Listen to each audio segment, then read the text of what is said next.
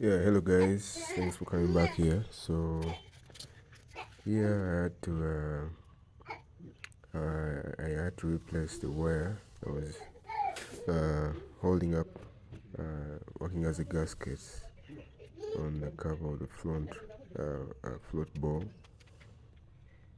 So it was one of those electric wires. It was yellow and yellow red over there, down there. So it was a smaller gauge wire. So I went to electrical shop and bought bigger gauge black wire to work as a gasket. So what I did is I put put in the groove with some super glue to attach it. Just a little bit super glue here and there to attach the spots to the groove. So yeah, and it actually ended up working very fine. I got this hack, like I said, from those bike guys, because one of those days when my gaskets were torn apart, they were very old. So I actually had tried. There's a time I tried to use a rubber from a regular rubber kind of strip, and boy oh boy, the gas just ate up that rubber and broke it down to pieces, and the pieces ended up going to the jets and affecting the way the bike runs. When I opened it up, actually, I was in those one of the areas where they sell bikes, and they said, "Ah man, you can't be doing this because any sort of rubber doesn't work. Can be eaten up by the gas." So yeah, then they told me about this, and it works just fine, or even better than the real gasket. Yeah, that's if you use a bigger gauge wire, like I tried to do there. There's another kind of wire that I tried to use that was coming from one of the hoses of my coolant tubes. So I also tried a go at it because it is covered with a rubber, with a plastic kind of thing, but then inside it's like a wire, kind of steel wire, and it was tougher, it was harder, but it never did the job. So I went with the electrical wire at the end.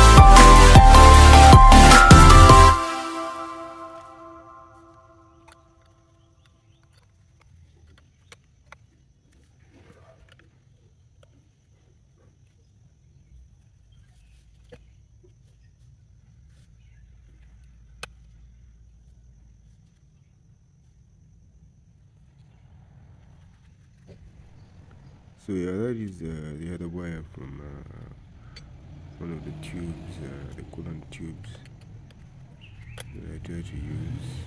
It was more stiffer. It never really worked. It was not as controlled or well aligned, or even it was less. It was a little bit hard to use. So I left it and I went back to the electric wire, which seemed to be easier to turn around, to bend and work with.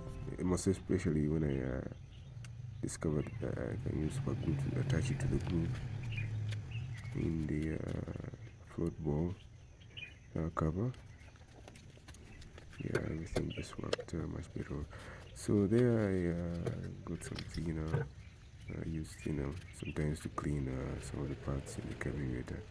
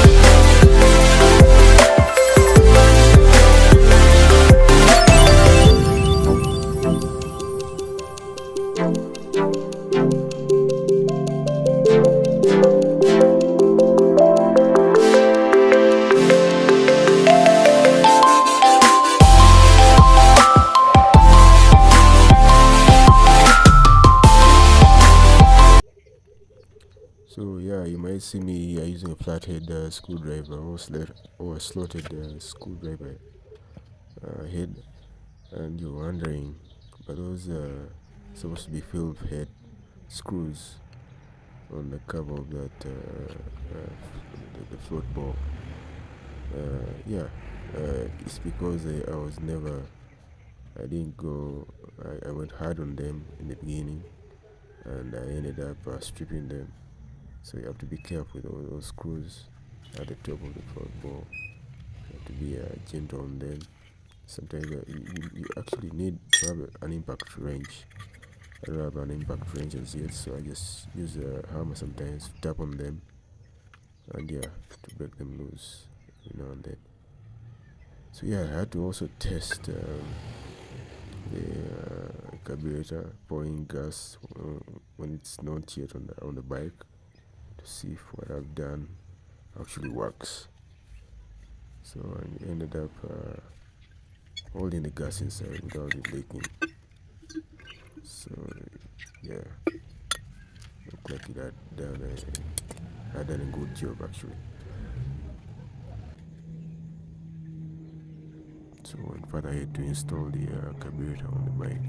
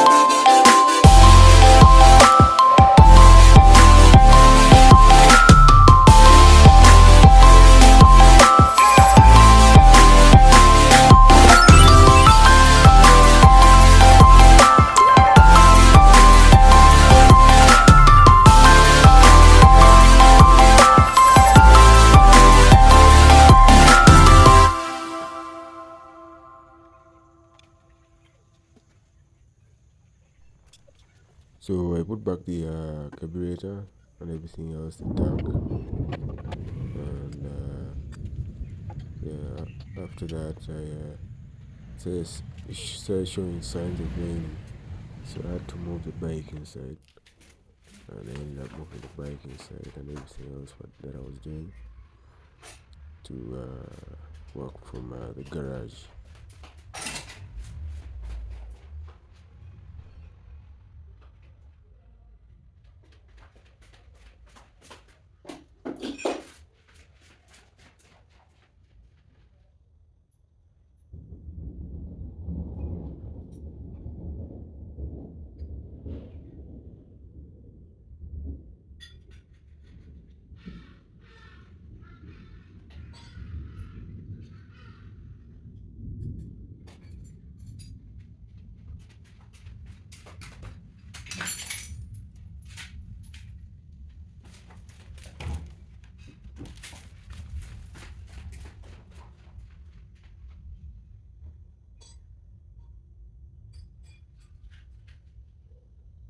Yes, guys, that's it for part 2 of me preparing for this Masaka run.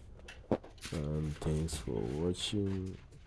As usual, what you have to do is just like and subscribe, and probably share on other platforms to get the channel growing and get me more into the vibe, get me more energy to produce more content for you guys. Alright, let's watch out for part 3. It could even be a part 4 because I recorded a lot of footage of me preparing for this trip. Thanks.